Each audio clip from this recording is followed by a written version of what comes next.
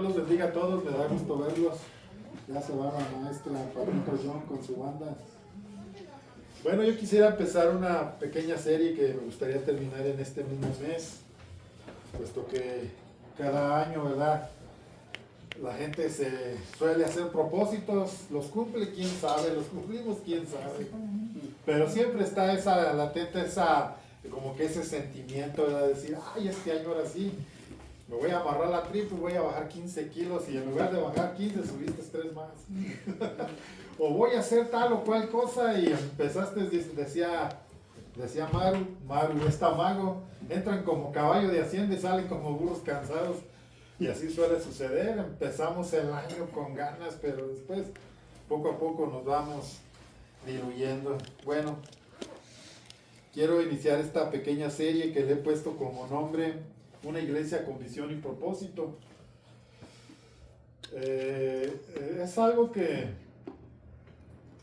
tenemos que entender dentro de lo que es visión y qué es propósito.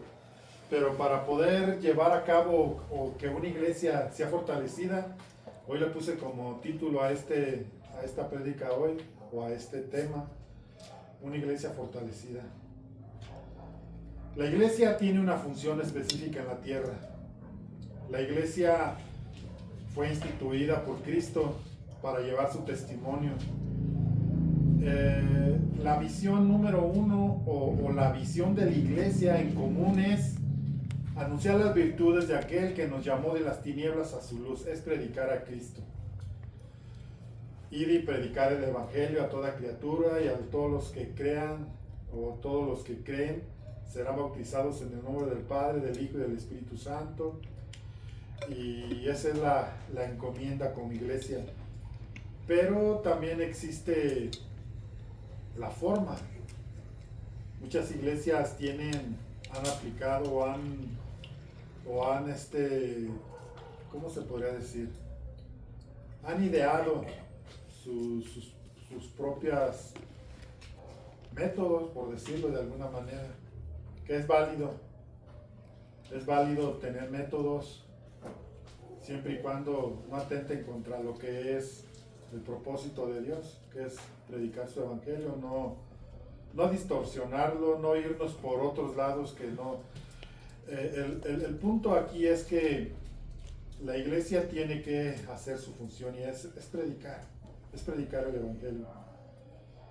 Pero dentro de esto, como les dije antes, hay formas y a lo mejor ustedes en su inquietud quieren colaborar y quieren poner un granito de arena en lo que es una forma de poder trabajar como iglesia.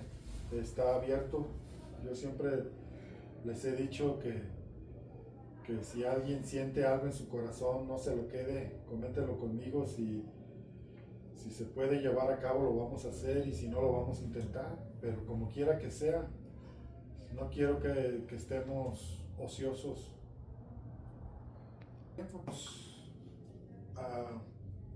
Enfrascado en lo nuestro y no hemos hecho un tiempo en común y en colectivo, no lo hemos hecho. Esto implica que quizás vas a tener que sacrificar un poquito tu tiempo de descanso, que quizás vas a sacrificar un poquito en algún momento en tu economía, si es hacer cosas que tenga que llevar un gasto económico para poder llevar el evangelio. Todo esto es parte de, y todo esto se tiene que hacer, pero primero tienen que estar las bases. Y vamos a leer, este va a ser nuestro pasaje, digamos, base, Proverbios 29:18. Si alguien lo tiene en una versión y en otra, por favor, quiero escuchar la que normalmente traemos casi todos, Reina Valera, y la que ya traen muchos también, o algunos de aquí, que es la Nueva Traducción Viviente. Y si alguien trae otra más, pues bienvenida. A ver, Nani, tú, Nandi. ¿29 qué? 29, 18. 29, Proverbios 29:18. Dice, cuando la gente no acepta la dirección divina, se desenfrena, pero el que obedece la ley es alegre. Amén. A ver, Maru, por favor. Reina Valera. Sin profecía el pueblo se desenfrena, mas el que guarda la ley es bienaventurado. Dos cosas. En primer lugar, sin profecía. ¿Qué es profecía? Es lo que la nueva traducción viviente ya lo desglosa. ¿Qué es, hija? A ver, ¿cómo dice ahí? Aquí dice dirección divina, cuando la gente no acepta la dirección divina. Sin profecía o cuando la gente no acepta la dirección divina, ¿el pueblo qué hace? Se desenfrena. Hay otras versiones que dicen, el pueblo se llena de ocio, se hace ocioso. Tratan de pasar ese tiempo que se podría pasar en hacer algo colectivo como iglesia para Dios, pues lo pasamos en otras cosas que pues a veces es nuestro confort. Pero esto yo quiero que lo tengamos muy presente. Cuando Dios no habla, hay otra versión, creo que Dios habla hoy, cuando Dios no habla, el pueblo se desenfrena. Es necesario que la dirección que tengamos siempre sea Dios. Y el propósito de Dios no es que esta iglesia sea reconocida o que esta iglesia alcance un título donde la gente nos identifique a nosotros, no. La iglesia es para predicar a Cristo y el único que tiene que ser conocido es Él. Entre menos nos conozcamos nosotros, mejor. Pero entre más se conozca a Él, es lo sublime. Es lo que le da sentido al propósito de Dios, que su Hijo se ha revelado al mundo, que su Hijo y su obra en la cruz pueda atraer a muchos al conocimiento de la verdad, que Jesús así lo dijo, que el príncipe de este siglo había cegado o tiene cegado el entendimiento de los incrédulos. ¿Y cuál es el fin? Para que no le resplandezca la luz del Evangelio. Ahora, ¿a quién va a usar Dios para poder llevar la luz del Evangelio? ¿A quién va a usar? A la iglesia. A ver, dígame, ¿va a usar a mí? ¿A quién va a usar? A mí. Eso. Nos va a usar a nosotros. Nosotros somos los que tenemos que llevar el Evangelio. Porque el rey de este siglo tiene a la gente cegada en su entendimiento. Saben de religión, saben de Jesús, pero no tienen esa verdad en su corazón que los haga libres. Jesús dijo, y conocerán la verdad y la verdad los hará libres. Y cuando habla de libertad no está hablando de una libertad física, está hablando de un yugo espiritual, de una ceguera espiritual. Entonces, este es el primer propósito que la iglesia debe entender como principio básico de lo que es visión. Es la visión, esto es el propósito de Cristo, el propósito de Dios. Esta es la inspiración divina que debe haber en cada uno de nosotros. Pero hay cosas que podemos lograr juntos. Miren, el evangelismo en grupo es muy bueno. Es muy bueno. Ahora los testigos de Jehová han tenido una modalidad diferente en cuanto a llegar a llevar el evangelio. Bueno, en su doctrina más bien. Hace unos días yo salí, compré una leche y me regresé, ya me estaban tocando. Ya llegaron, ya llegué, vamos a almorzar, y sí. Me dice, mire, no le voy a quitar el tiempo. Y me regaló una carta. No, era una carta escrita con puño y letra de alguien que escribe muy bonito, por cierto. Y la escribió y ahí traía como que un mensaje, pero acorde a su libro que ellos traen, el Despertar, que es el Atalaya, que es el libro doctrinal.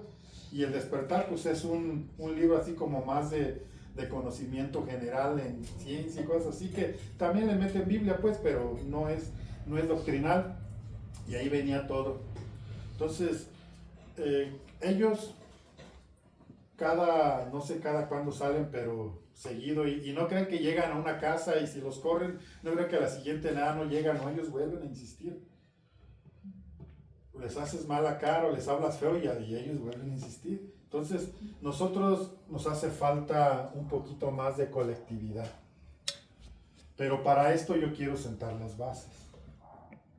Y vamos al Salmos. Vamos a buscar Salmos 133, un capítulo ya bien conocido. Salmo 133. dice por ahí un dicho en el mundo que la unión hace ¿qué? La fuerza. ¿La qué? La fuerza. No. ¿Qué hace la fuerza? La unión, La unión hace la fuerza. Entonces, es un dicho de, ¿cómo podríamos decirlo? Un dicho, Bien dicho. no quiero decir del mundo, sino, ¿cómo se le dice a lo que? Popular. Secular. Popular. Es un dicho secular que tiene mucho sentido. La unión hace la fuerza, la unidad. Y esto pues es bíblico. Aunque es un dicho que los hombres no comprenden o que no entienden más bien como bíblico, lo entienden como colectivo. Si te unes con muchos, haces más fuerza. Y la Biblia nos habla de esto. Vamos a ver. Para poder ser una iglesia fructífera, una iglesia fortalecida, una iglesia fuerte, tiene que haber armonía. Tiene que haber buenas relaciones. Tiene que haber unidad. Tiene que haber un amor no fingido. Tiene que haber un momento en el cual el amor sea más fuerte que mis propias, ¿cómo se podrá decir? Que mis propósitos, pues, que mis... se me fue esa palabra. Pero bueno, vamos a ver. Dice, mirad cuán bueno y cuán delicioso es. ¿Qué es bueno? Habitar los hermanos juntos en ¿qué? En armonía. Aquí hay visión. Mirad cuán bueno es. ¿Quién dice mirad cuán bueno es? Dios. Y luego nos da la figura del sacerdocio levítico, de cómo eran ungidos. Y nos habla de la cabeza principal, el primer sacerdote que fue Aarón. Y dice, es como el buen óleo. ¿Saben qué significa óleo? Es como el buen aceite. Es como el buen propósito. Es como aquello que Dios escoge. Todo lo que era ungido era apartado. Todo lo que era ungido con aceite, y solamente había dos personalidades que eran ungidas con aceite, que eran los sacerdotes levíticos. Aquel sumo sacerdote que iba a llevar a cabo toda la carga de lo que era el tabernáculo sobre él. El aceite era derramado hasta que lo bañaba. No era nada más ahí de echarle poquito y ándale con ese, no. Era derramar un cuerno de aceite sobre su cabeza, y el fin o el propósito era que escurriera por los bordes de su vestido, su cabeza, y que totalmente fuera copado por el aceite. Y esto tiene un simbolismo para nosotros, que es ser apartados, pero ser llenos de la gloria de Dios a través de su Espíritu. El aceite representa o tipifica o simboliza el Espíritu Santo.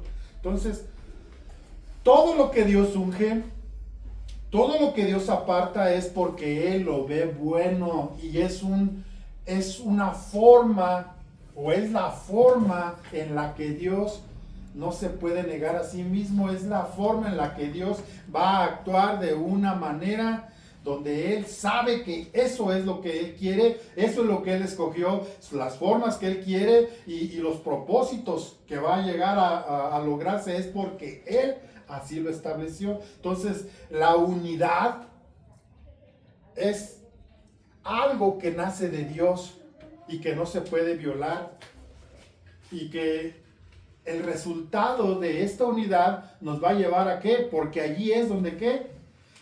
El cual desciende sobre la barba y la barba de Aarón, y baja hasta el borde de sus vestiduras. ¿Hasta dónde baja? Hasta el borde de sus vestiduras. Es como el rocío del Hermón, que desciende sobre los montes de Sión. Hermón eran las montañas más altas, o son las montañas más altas donde se producían los tiempos de fríos, aguanieve. Y esa aguanieve, cuando se derretía, regaba toda la zona baja, y se veía una llanura verde y hermosa, productiva, una llanura que siempre tenía producción, porque siempre había agua en lo alto, y siempre había el agua que regaba lo demás. Siempre que sea el propósito de Dios, siempre que sea Dios el que habla, siempre que sea Dios quien inspira, siempre que sea el pueblo que está buscando a su Dios en una intimidad, Dios siempre te va a dar una palabra. Dios siempre te va a dar un propósito en lo colectivo y en lo personal. Vas a tener algo que ofrecer porque estás dentro de.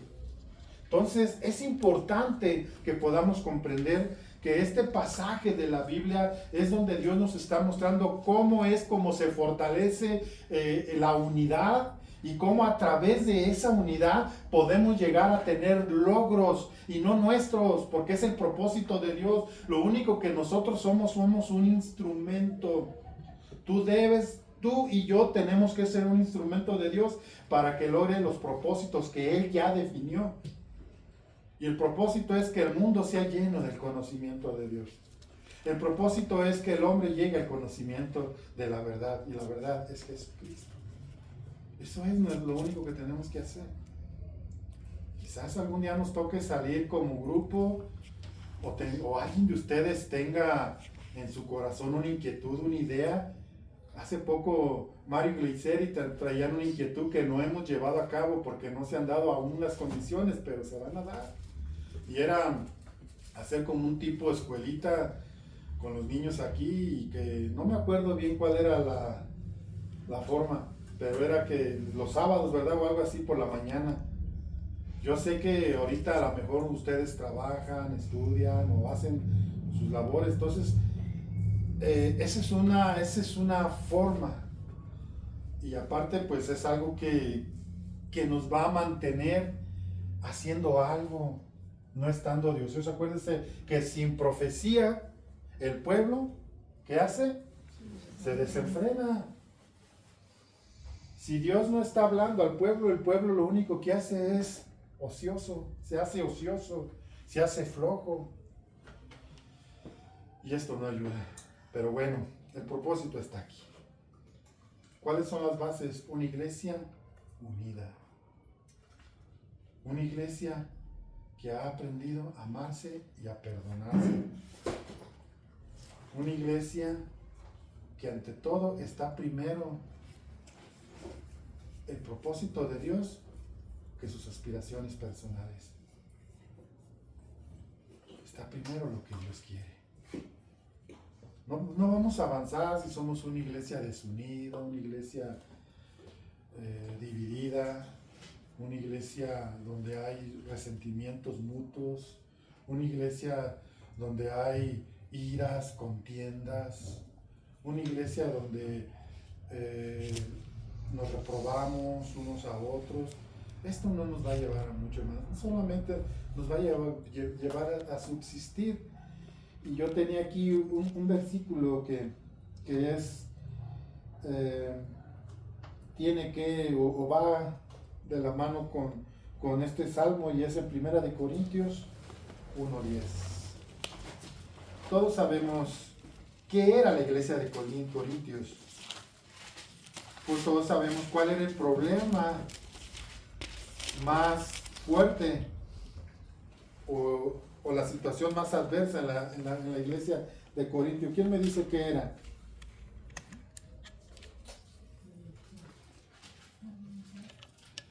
¿Qué había en esa iglesia? División. Había una gran división.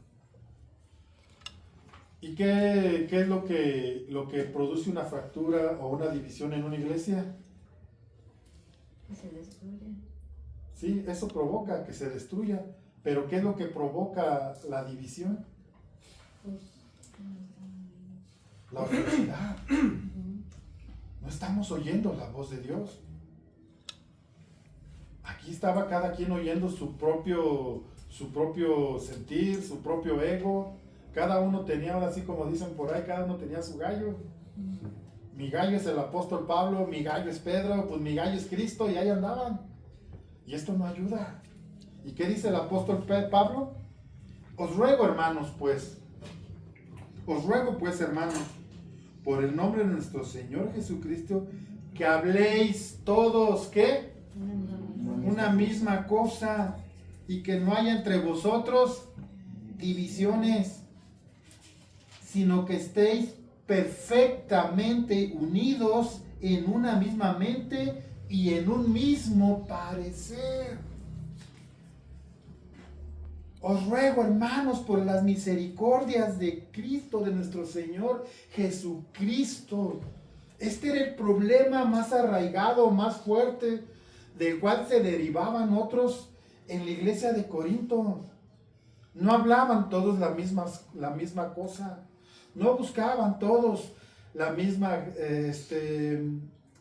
visión. Y esto hace que una iglesia no crezca. Esto produce que una iglesia no se fortalezca, no sea una iglesia fuerte. Tenemos que pensar lo mismo. Tenemos que hablar lo mismo. Es obvio que habrá opiniones y no siempre vamos a pensar igual todos. Esto es obvio, esto es en todo lugar. Pero cuando se establece algo por lo cual vivir todos nos tenemos que sujetar, nos tenemos que someter o tenemos que aceptar que esta es la forma en la que Dios nos va a llevar adelante. Y vamos a tener que, como les dije antes, tendremos que a veces que dejar nuestro ego.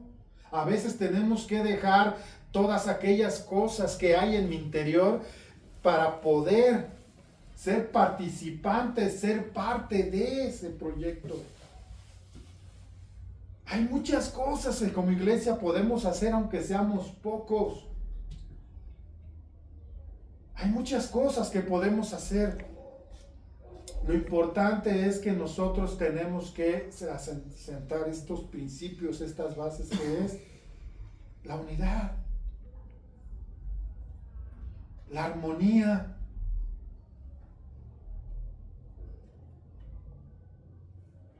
Ya les he explicado en otras ocasiones que la armonía solamente aplica a la música.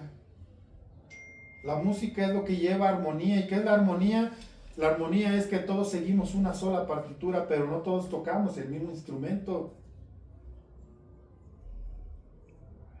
Todos seguimos esa partitura que nos da la pauta, valga la redundancia, nos da la pauta para que cada quien, desde su posición, desde lo que Dios le dio como talento, como don, desde allí podamos edificarnos mutuamente y edificar la iglesia y poder llegar a trascender, a llevar a Cristo a otros.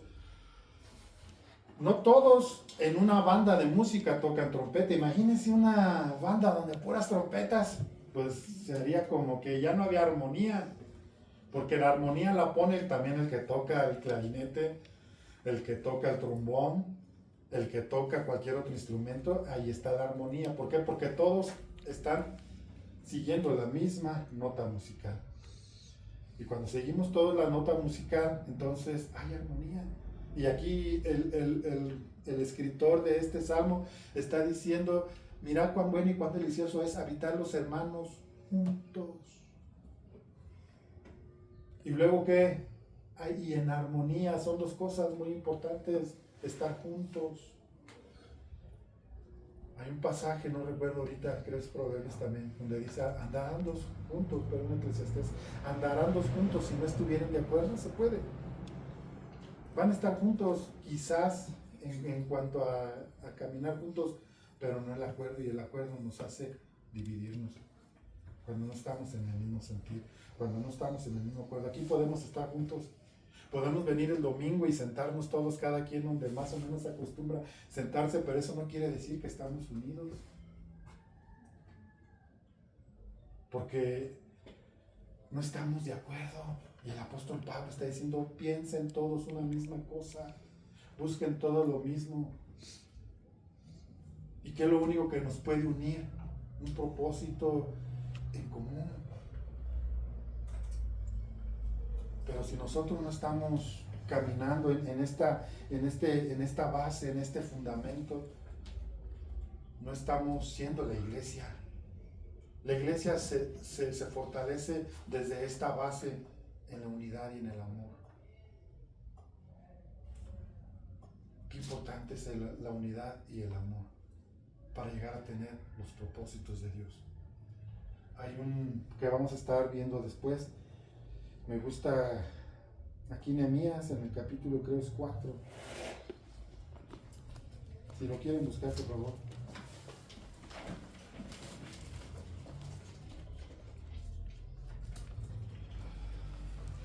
Ya en su casa ustedes leen todo el capítulo 1, todo el capítulo 4 de Nehemías. Nehemías había sido escogido por Dios.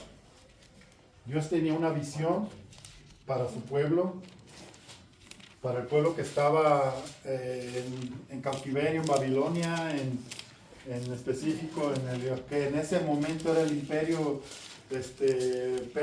sirio-persa.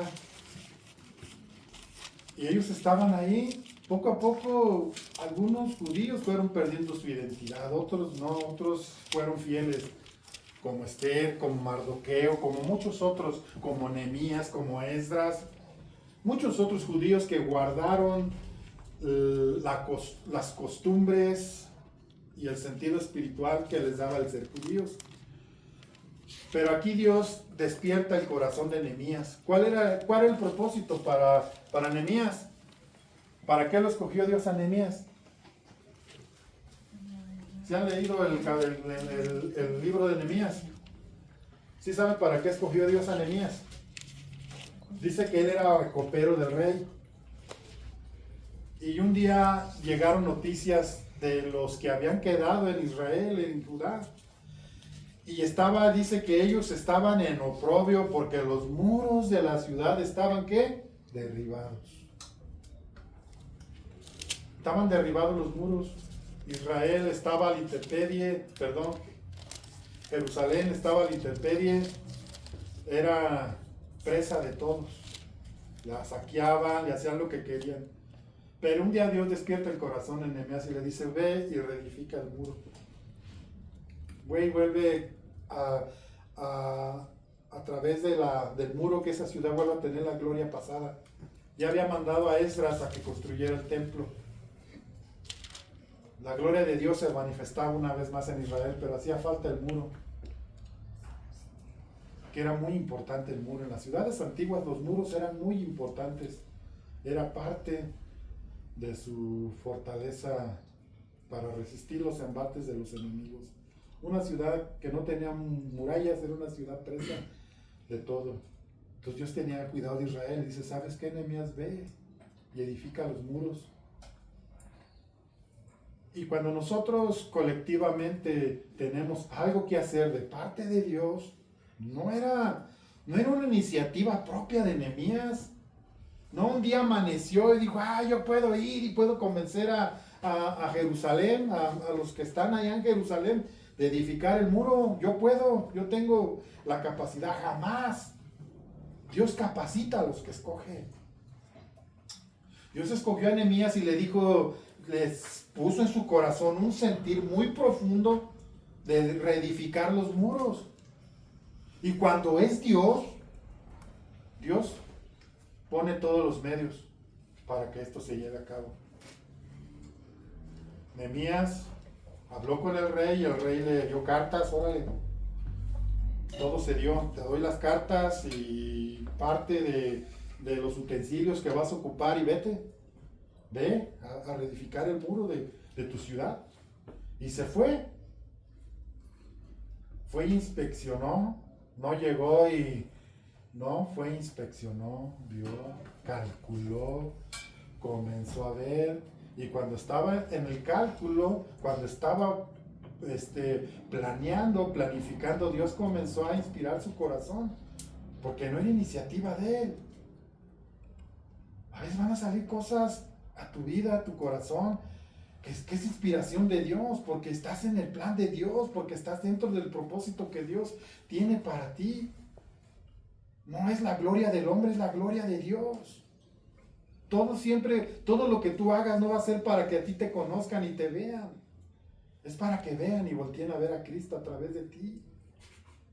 Dios no te da un don para que tú te vuelvas famoso, como muchos cantantes hoy en día que ya conocen más al cantante que a Cristo, que a su letra, y al final de cuentas muchos de ellos terminan cantándole al mundo. Yo he visto muchos cantantes cristianos tener colaboraciones con cantantes del mundo. Si estuviera en los tiempos de Josafat y de que el rey Acab, el profeta de Dios lo regañó a Josafat, le dijo, ¿para qué te juntas con aquel? Tú eres un hombre que teme a Dios y aquel teme a su esposa, no le teme a Dios. ¿Qué vas a hacer? Y lo regañó. Y hoy en día vemos todo eso. ¿Por qué? Porque les ganó la fama. Porque se acostumbraron a qué bonito cantas, qué bonita voz, cómo compones. Y se quedaron en ese avión.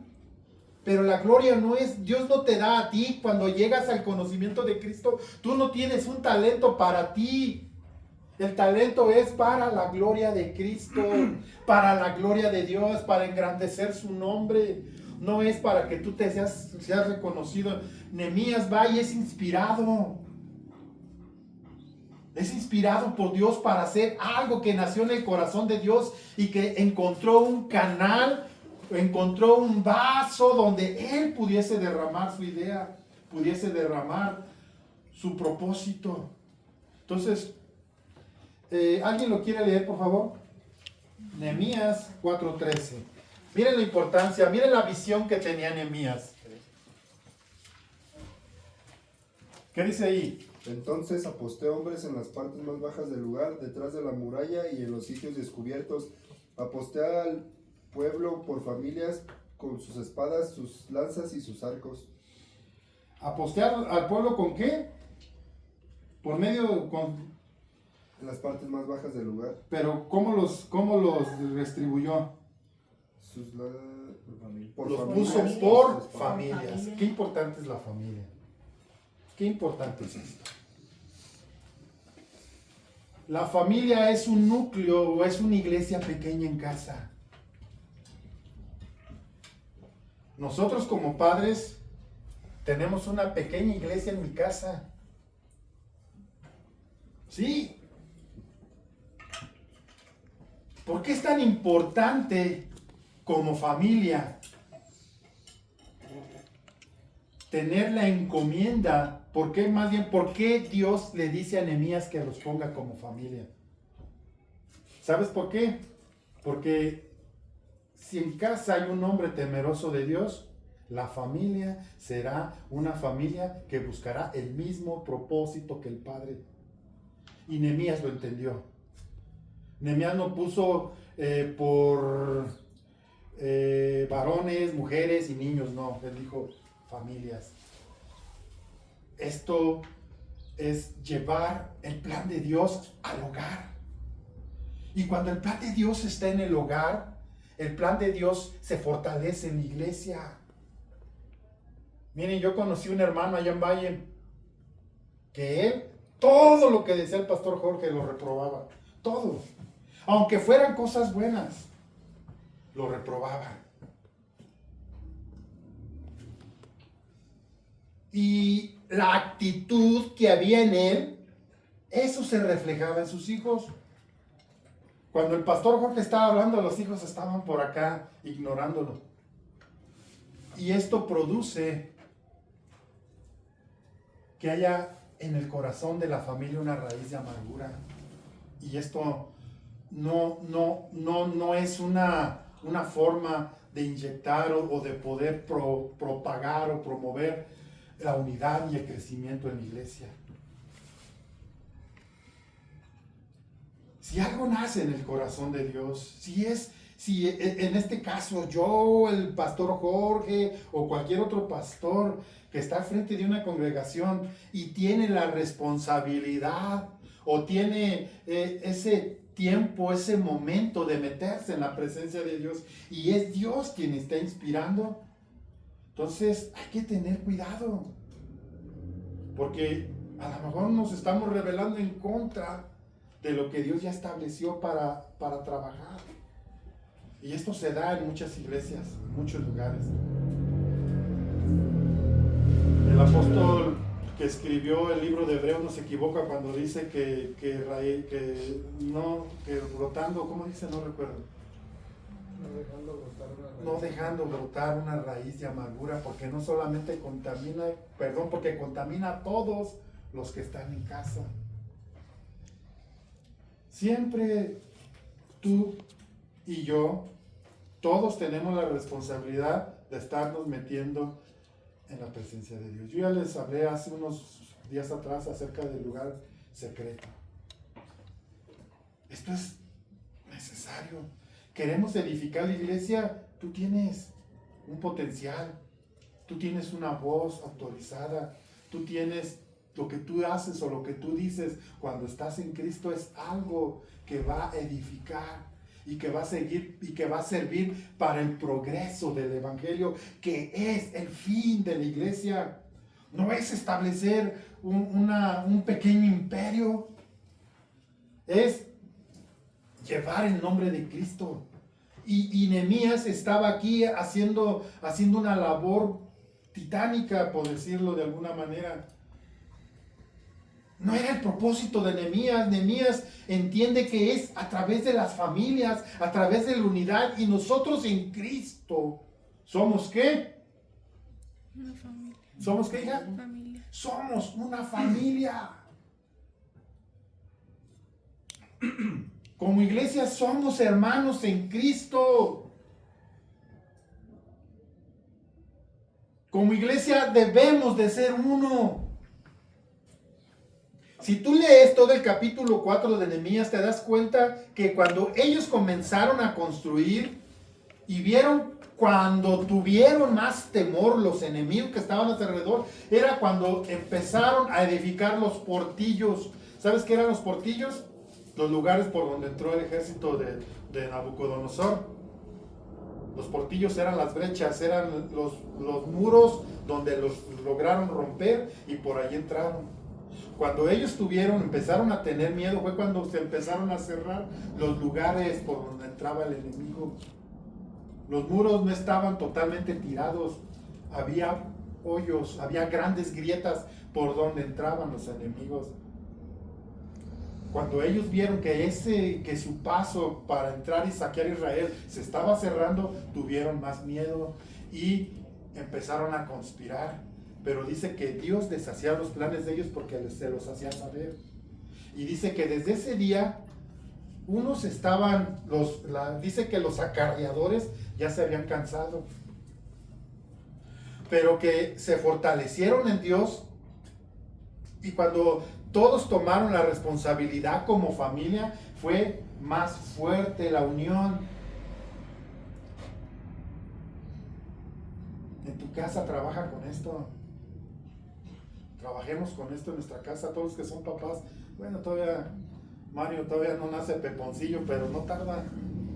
Y él tendrá una responsabilidad. Jeritas tiene una responsabilidad. Al rato Carlita y Césaro van a tener por ahí su pequeño también. Y los demás, al rato Mari y Ado pues, se van a casar, primero Dios, que así sea. Y más tarde a lo mejor, o más bien se va a casar Amirán. Y todos van a tener su familia. Y este principio tiene que ser básico en tu casa. Tú tienes la responsabilidad de ser un hombre que es guiado por Dios.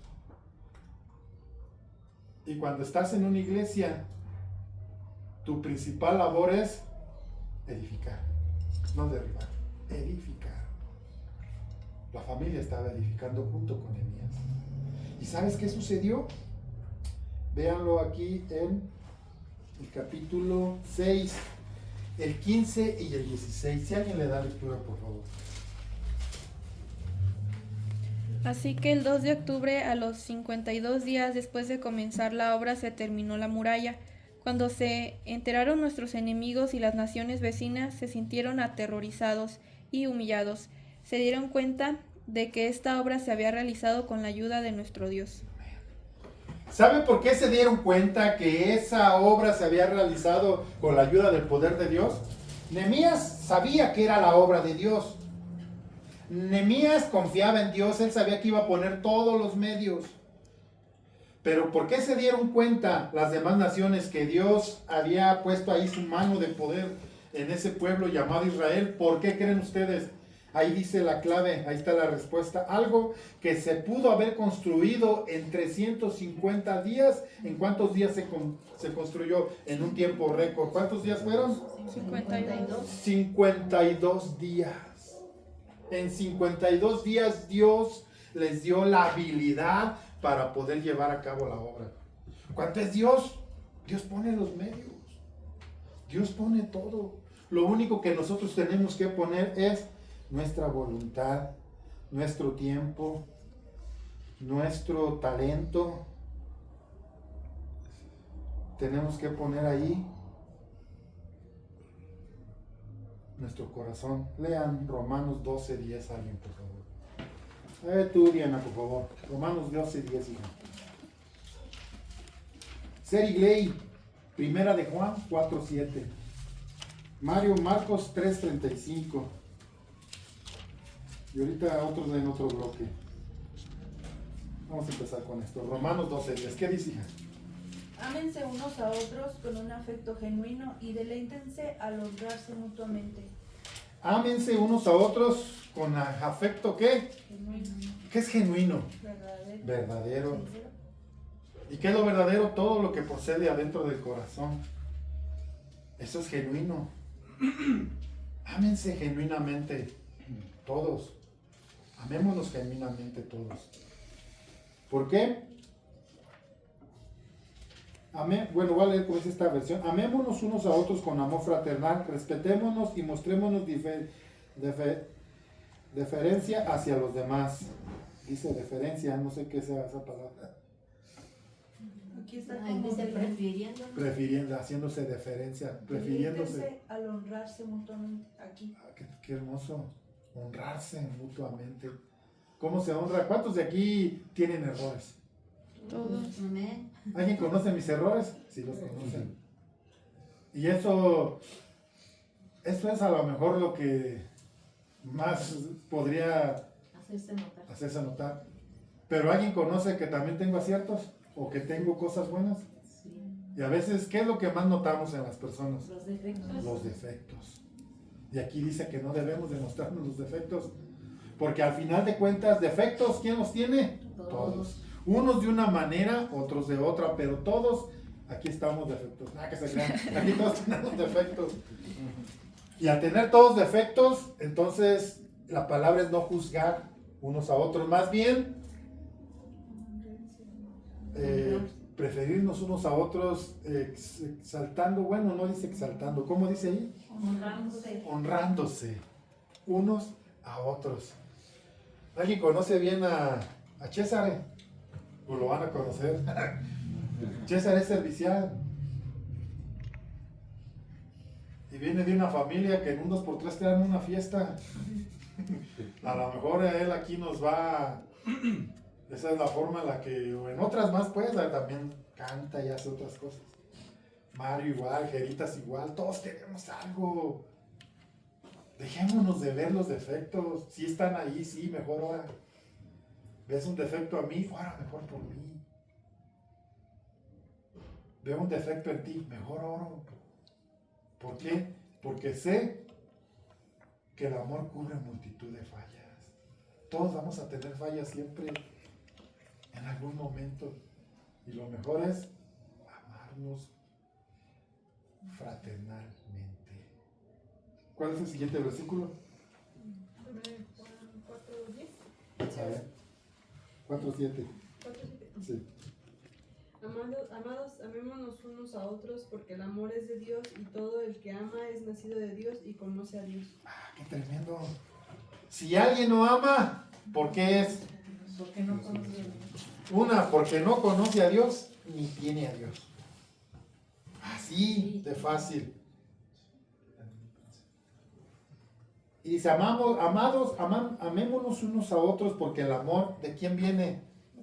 Porque el amor es de Dios. Y todo aquel que ama es nacido de Dios y conoce a Dios. Qué parámetro era tan grande. Entre más conozco a Dios, más amo a mi hermano.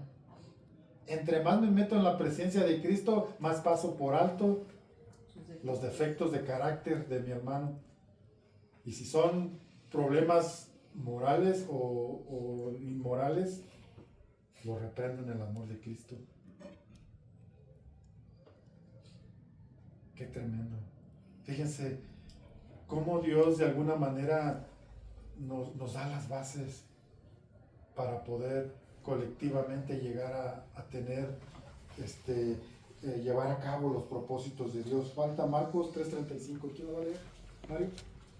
Porque cualquiera que hace la voluntad de Dios, ese es mi hermano y hermana y madre. Porque todo aquel que... ¿Cuál es la voluntad de Dios? La voluntad más profunda de Dios es que nos amemos unos a otros. Y de esta manera cumplir la ley de Cristo. Ahora alguien, a ver, Hernández, busca Juan 13, 34 y 35. A ver, queritas. Juan 17, 21. Aniraham. Gálatas 3, 28. A ver, Nandy, por favor, escuchen. Así que ahora les doy un nuevo mandamiento: ámense unos a otros, tal como yo los he amado. Ustedes deben amarse unos a otros. El amor que tengan unos por otros será la prueba ante el mundo de que son mis discípulos.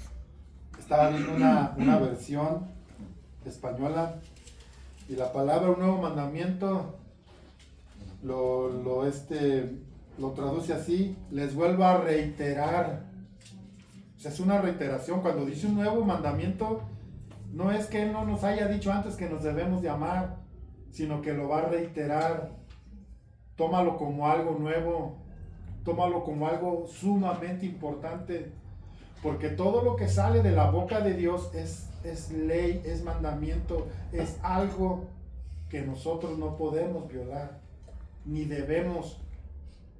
Desafortunadamente a veces pueden más los resentimientos, pueden más el enojo, puede más la ira, la contienda, que el poder llegar a tener esta reiteración en mi corazón. Ama a tu hermano. Te reitero, que ames a tu hermano, que se amen unos a otros como yo los he amado. ¿Cómo nos amó Cristo? Yo merecía, tú merecías que te amara. Dice que estábamos muertos en nuestros delitos y pecados. Teníamos por consecuencia la muerte segura, espiritual y eterna. Pero Él me amó sin que yo hiciera algo. Él lo hizo todo por mí. Lo único que hice es creerle. Y eso nos justifica. Justificados pues por la fe tenemos paz para con Dios. Solo créele y Él se encargará de los demás. Pero aquí la comparación es cómo amó Cristo a la iglesia. Así debe de ser tu amor por tu hermano. Lo vuelvo a repetir, son parámetros muy altos, pero que Él cumplió. Él no nos hizo o nos puso a hacer algo que Él no hubiese hecho, como Cristo amó a la iglesia. Un amor hasta la muerte, un amor donde sufrió el oprobio, la crítica y el menosprecio. Así nosotros tenemos que amarnos, hermanos. Así. Pasar por alto las cosas que no deben de estar ahí, porque eso es aflicción de espíritu. El otro versículo, ¿quién tú jetas? 17, 21. Juan 17, 21. Para que todos sean uno, como tú, oh Padre, en mí y yo en ti, que también ellos sean uno en nosotros, para que el mundo crea que tú me enviaste. ¿Hacia dónde nos lleva el amor? A ser uno. Acuérdense el principio básico del matrimonio. Por tanto dejará el hombre a su padre y a su madre y se unirá a su mujer y serán uno. Es un principio básico para poder llegar a los logros, ser uno. Y esto solamente me lo da el amor. Yo me uno a mi esposa porque la amo. Yo me uní a mi esposa porque la amo. Y ese amor me va a llevar a darle la importancia que tiene mi esposa sobre todo. Por tanto, el hombre dejará a su padre y a su madre. y serán una. Y el amor nos lleva como iglesia a ser uno. El día que a mí me vean adulterando así, ese día deséchenme. Pero a veces tengo fallas de carácter, sí las tengo. Pero mi deseo para ti, mi más grande deseo para ti como iglesia es que cada día lleguemos más al conocimiento de Cristo y nos enamoremos más de Él apasionadamente y podamos llevar su nombre a los demás. Gálatas, ¿quién lee Gálatas? Amén. Adelante. Ya no hay judío ni gentil, esclavo ni libre, hombre ni mujer, porque todos ustedes son uno en Cristo Jesús. Ya no hay judíos ni gentil. O sea, para Dios lo único que hay es luchar por el mismo propósito que es conocerlo a Él. Lo mismo un judío, lo mismo un gentil. El deseo de Dios es que lo conozcan a Él. O sea, ya no le importa la raza ni su etnia. A Él lo que le importa es que el fin común sea conocerlo a Él. Esto nos une. Ya no hay judío ni griego, o sea, ya no es más grande el judío que el gentil. Ahora es grande aquel que tiene a Dios. Por si aplica la palabra grandeza. ¿Alguien más? A ver, Carlinguis, Filipenses 2:2, hija.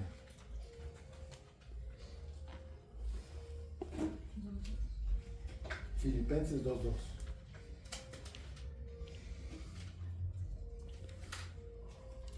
Entonces, háganme verdaderamente feliz poniéndose de acuerdo de todo corazón entre ustedes, amándose unos a otros y trabajando juntos con un mismo pensamiento y un mismo propósito. Aquí está la visión. Lo primero que tiene que ser es el propósito de Dios. ¿Cuál es el propósito de Dios? ¿Cuál es el propósito de Dios para la iglesia?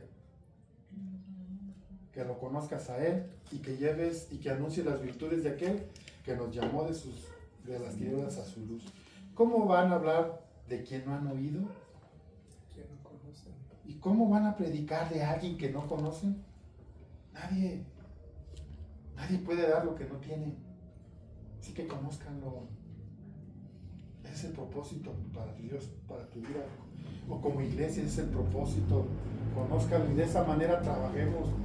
Hay posiblemente alguien hace poquito salieron con pancartas, mensajes, Dios te ama, arrepiente, no sé, pero eso es bonito. Una pancarta, que alguien tenga el ánimo de agarrar un micrófono y predicar en la calle, o la valentía. Que alguien se dé el tiempo y haga 5 o 10 cartitas y vámonos, un buzón con la dirección con tu número telefónico, el del pastor o el de quien tú quieras, y que aquí puedes hablar si tienes alguna necesidad. Dios, dame la visión, guíame para que esta carta llegue a la persona adecuada. No sabes si alguien esté pasando una situación y te conteste, te hable por teléfono, yo soy esa persona, necesito ayuda. ¿Se puede dar? Sí. ¿Qué es lo que hace falta? Decisión. No, lo que hace falta es meternos con Dios. Porque Él pone el querer como el hacer. Eso es lo que nos hace falta. Métete con Dios. Dile, Señor, de esta forma no soy muy hábil para hablar, pero voy a hacer una cartita y voy a poner ahí lo que tú inspires en mi corazón y se lo voy a llevar a alguien en un buzón. O simplemente me encuentro a alguien en la calle, mire, le regalo esta cartita. Tú no sabes lo que puede hacer eso. O como iglesia nos podamos ir a tocar puerta por puerta como ya lo hemos hecho antes. Lo importante es meternos con Dios. Porque Dios no nos ha dado espíritu de cobardía, sino de amor, fe y dominio propio. Esta es la base para poder tener visión. Y esto vamos a estarlo viendo. Cierren sus ojos. Amado Dios y Padre,